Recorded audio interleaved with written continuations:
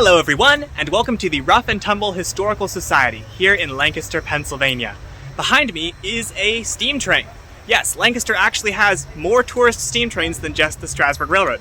I have no idea why this exists or where it's from. Don't know the history of it or anything, so let's talk to someone who does. Hi, I'm Dennis from the Rough and Tumble Engineers Historical Association in Kinzers, Pennsylvania. And we are a museum of antique machinery located on Route 30 east of Lancaster. The train you see departing the station is a replica of a Shay locomotive, which was built by a retired railroad conductor in 1969. This is a 30-inch gauge, which is considered narrow gauge. Typically, a Shay locomotive would have been used in logging applications around the turn of the century, even later.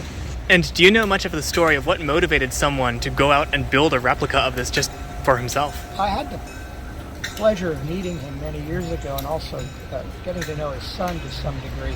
He wanted the age of steam to live on, so he got the idea to scrounge, gather parts, and in the basement of his home actually built the locomotive. It wasn't originally destined for here. It was originally destined for an amusement park, but he was a heavily religious man and he decided that he didn't want to run it on Sundays. And Rough and Tumble isn't open on Sundays, so he donated it here instead. Those two coaches came from a black powder mine somewhere in Pennsylvania, and yeah, that's about it. We have heavily modified the engine over the years. If you look at pictures of it back in the 70s, it looks nothing like what it does today. He did build a test track from his garage to his driveway. I believe there are a couple pictures of it, but I'm not sure where you can find them.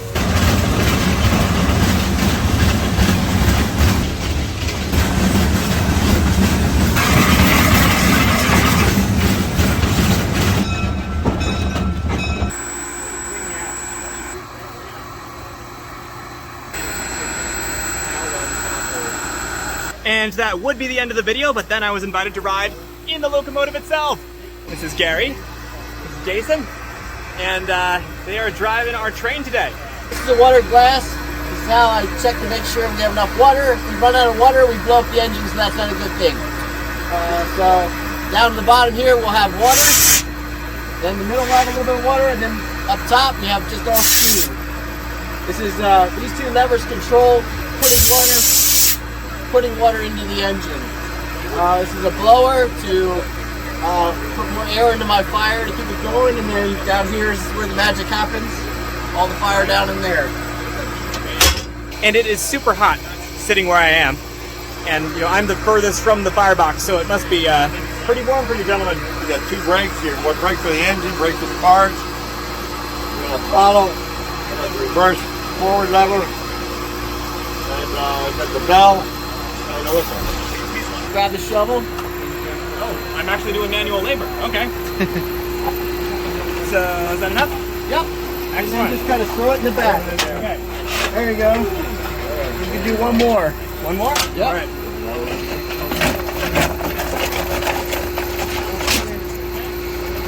And, You're fine. toss it in there. Yep. Boom. That'll work. Good deal. And off we go.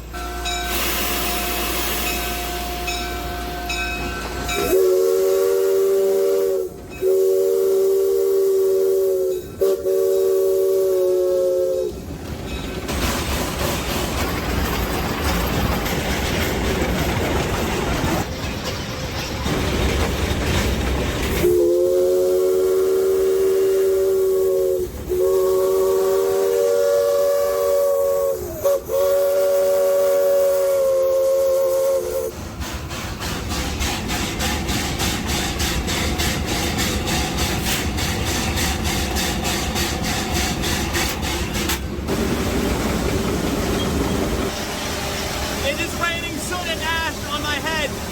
I don't even care because I'm in a steam engine.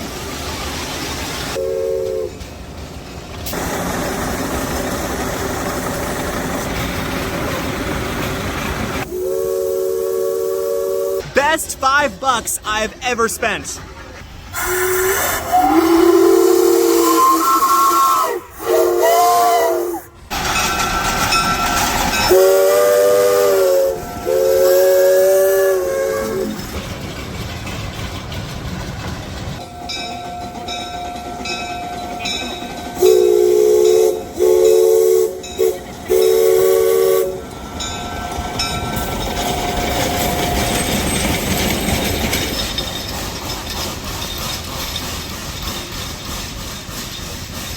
So besides the Shay, there's also this adorable tiny train.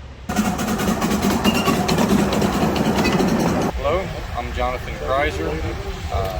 This here is the Little Toot Railroad at Rough and Tumble Engineers Historical Association, Kinzers, Pennsylvania. This here engine was built in 1958, and it was built by Crown Metal Products. It was the very first engine that they made. It was actually the prototype.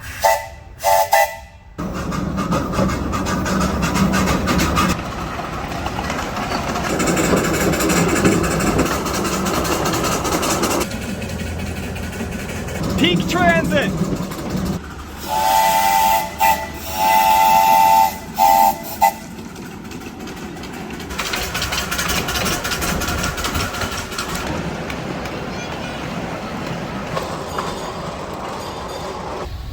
I am too big for this.